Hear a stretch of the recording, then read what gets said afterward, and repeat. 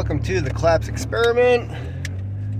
I am on my way to pick up one of my kids from the daycare, and I had a thought earlier today regarding a lot of the food that we're seeing at the supermarkets, and either stores are stocked with some really good stuff but it's super expensive, or it's stuff that really should not be on the shelf.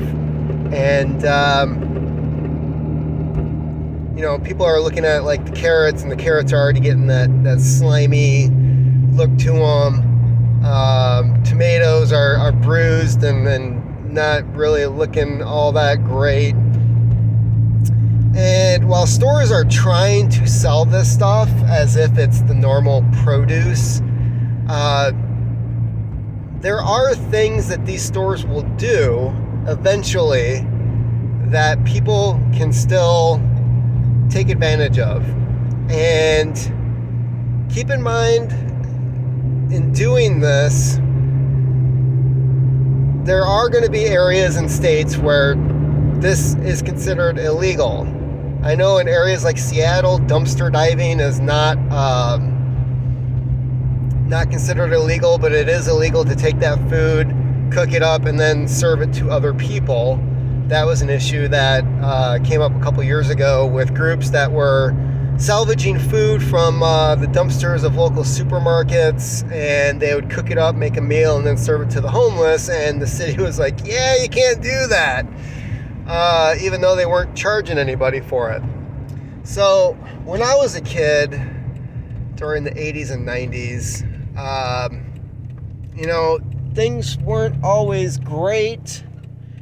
And my parents, when they saw an opportunity, they would latch onto it. And one of those things that they did was go dumpster diving.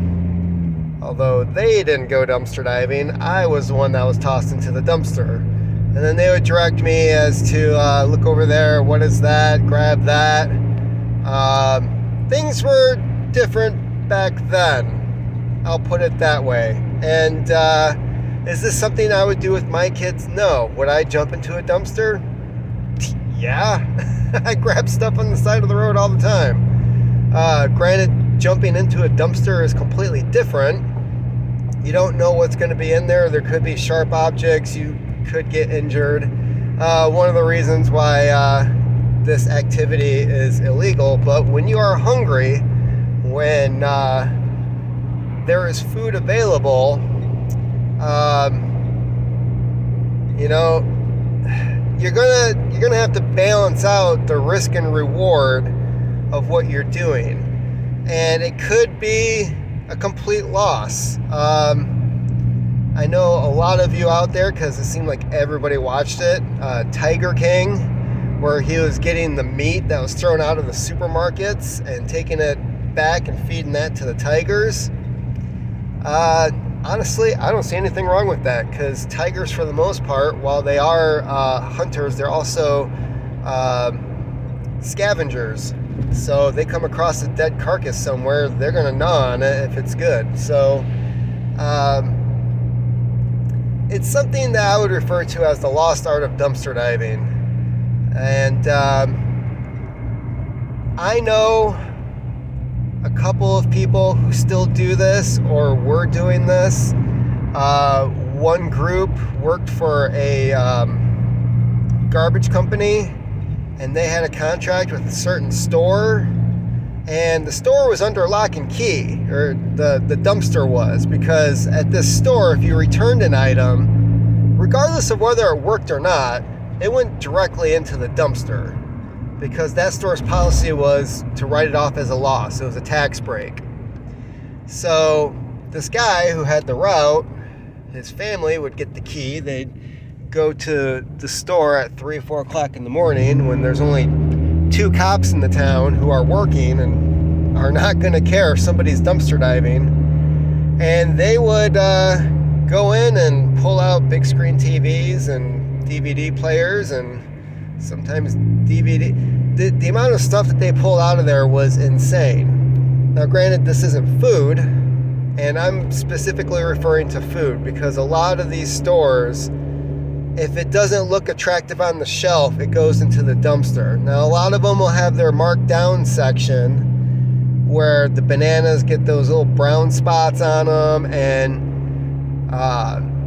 it's just not the attractive yellow that's going to fly off the shelf. That will go into the dumpster.